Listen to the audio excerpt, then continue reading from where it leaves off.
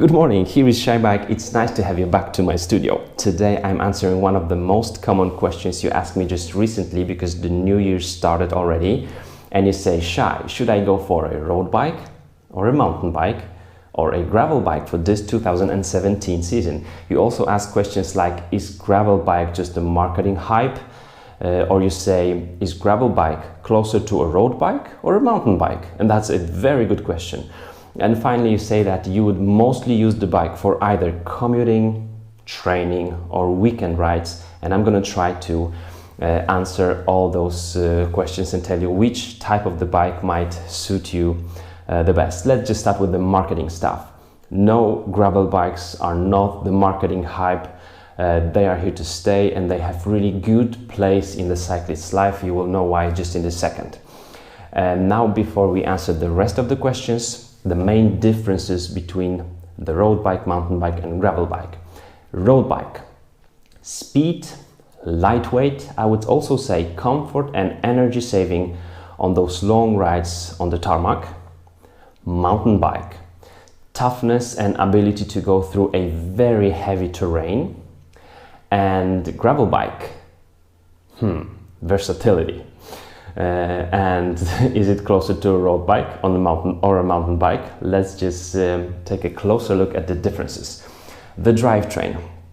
On the road bike, all these bikes are budget bikes, like entry level. So here we have 2x9 drivetrain, 2 chainrings in the front, 9 on the cassette in the rear, and it's more than enough. You will have speed on the descents, you will have power and low gears on the climbing. It's just great.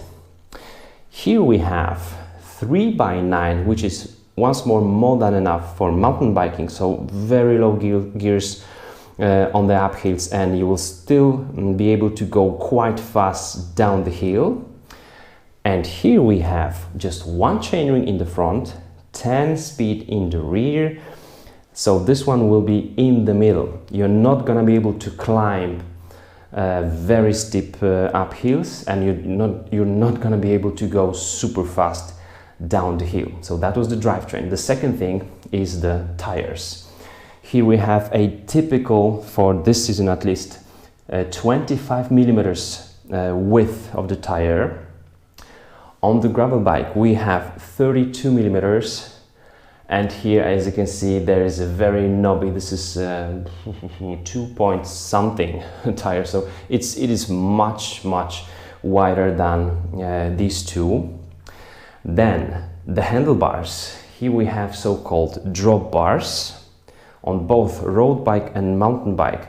There is also the aero extension on the gravel bike, but that's something I just assembled myself there because I'm using it quite a lot. But here on the mountain bike you have just, as you can see, flat bar. So there is not so many options of your position, like aerodynamic and also comfort for your back on the flat bar.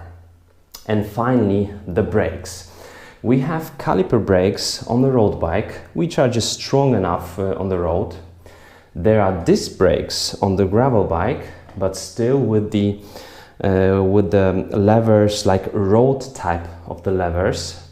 And here we have disc brakes with a typical mountain bike levers, which are stronger. It is much easier to brake like that either than like that, especially if you are riding on the hoods on the road bike or the gravel bike. So the strongest brakes, the toughest tires, and now the weight. Those two will weigh just above 10 kilos as for budget bikes, and the gravel bike comes a bit lighter than the road bike because it's just 1x drivetrain. It's just easier, more simple. And this one will be almost 4 kilo heavier, like 3.6 kilo heavier than any of these. If you are a light rider, if you are a woman will really feel the difference between a mountain bike and gravel or a road bike. So you now see the differences. Now, is gravel bike closer to a road bike or a mountain bike because it looks like a road bike? I would say it's in the middle. It's not closer to any of these. It doesn't have front suspension like the mountain bike, so you're not gonna be able to do jumps or go over really heavy terrain. But for a gravel, it's called gravel bike. There is many paths in the forest here in my area. It does really, really well. If I was to put there some just a bit more knobby tires, it would just do pretty well in the terrain, I would say. But as I said, if you don't mind walking very steep climbs, then it will be just enough for you. And then on the road, I went last week with my riding buddy. He's a super strong road bike racer. I took my gravel.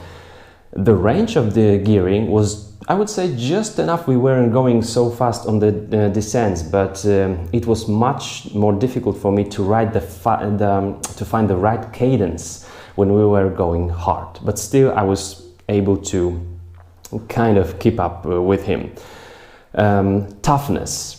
I would not say that gravel bike isn't tough. I would not even say that the road bike isn't tough. So if you're a heavy rider, if you're gonna put some racks and fenders and some weight on these bikes, it will be just okay. But of course, this mountain bike, it is also 29er with the big wheels, super wide knobby tires and the front suspension. This is just super tough machine. And now if you're using the bike for commuting, training or weekend rides, for commuting, my choice is very simple. Gravel bike, versatile, easy. One by drivetrain in the city, in my opinion, is just great. It is the frame set is still strong, and it will be stable if you want to put some bags on the bike. And the tires, you know, the kind of roads we have sometimes in different cities, so still better than the road bike tires. You can use the road bike for commuting if you like to go after your work for some group rides, but the gravel bike will be really, really good. So commuting, I would say gravel bike. Weekend rides, I would have to ask you just additional question. Where is most of your rides? On the tarmac or on the terrain? Or easy terrain, right? So weekend rides, I would say I would either buy a gravel bike, or if I love both mountains and some, you know, hundreds of kilometers on the road, then I would have to buy two bikes. So in that case, if I do a lot of weekend rides in different terrain, I would probably want to have two bikes instead of just one. But if you are not thinking about performance and you don't go through some really rough terrain, gravel bike is so good. Then it is really, really good bike. And finally, training. A gravel bike is not for training. Of course, you can go even for gravel events and be racing there, but in training, if you want to be more specific, I'm cross-country rider, so I'm racing on the cross-country bike, but I'm training a lot. Most of my rides are on the road bike. So if you are really training oriented, you think or you already know that you will love cycling, training, performance, then forget about the gravel bike. Maybe you will just love the gravel events, then gravel bike is okay. But for performance bikers, cyclists, either road bike or mountain bike, the best would be to have both.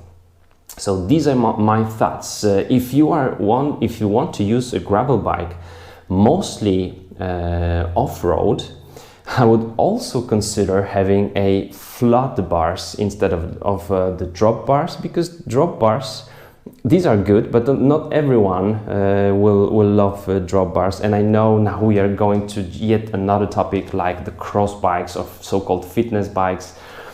Yes, it can be complicated then, but just consider if you really need a drop bars or flat bars. So I made it a little bit more complicated.